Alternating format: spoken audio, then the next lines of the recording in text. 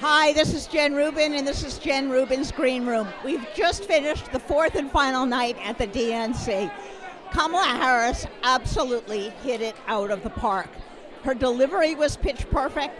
Her themes leaning into her biography as a middle-class American, and more importantly, her themes of unity, love of country, and really putting Donald Trump in an absolute perfect frame.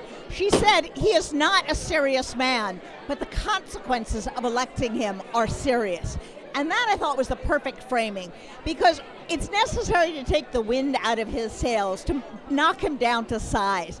That's what's been driving him nuts the last few weeks. So she did that in a way that did not diminish the seriousness, the tragic consequences, if in fact he gets back in the White House. Now, her riff on reproductive freedom was magnificent. She went through all the things the Republicans have in mind, and then she said, frankly, they're out of their minds. And just the way she put it, the defiance, a little bit of disgust, a dismissiveness, a plea for common sense, it really did hit home. She also delivered what I think was the safest and the most unifying message on Gaza, which is not hard to do. She gave an emphatic defense of Israel. She will always stand with Israel. She will always defend it. But then she says the suffering we've seen over Gaza is incalculable. It is beyond imagination. We have to bring a ceasefire. We have to bring the hostages home.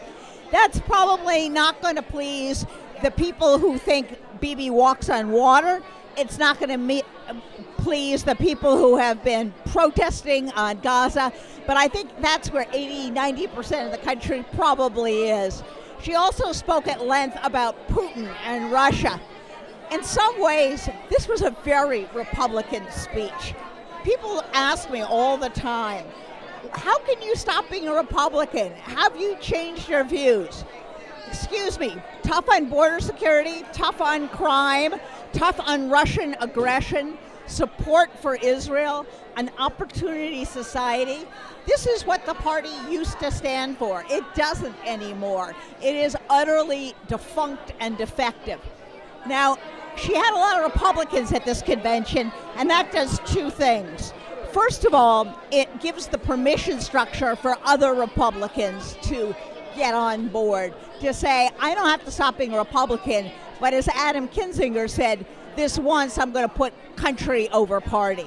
The other thing it did was hit home many of these themes that are important to Republicans and familiar to Republicans. The cultural identification with the heartland, the constant reference to walls as coach walls.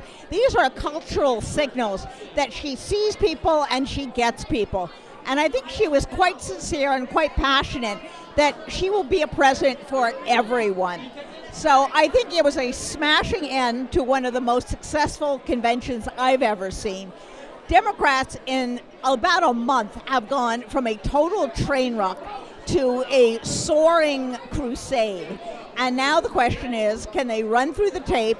Can they win in the swing states? And then when Trump, of course, will declare it all rigged, of course try to set around the results if they could defend the win, if in fact they get it. So an exhausting week, but really a tremendously exciting, uplifting, patriotic week. This is Jen Rubin for Jen Rubin's Green Room. Bye-bye.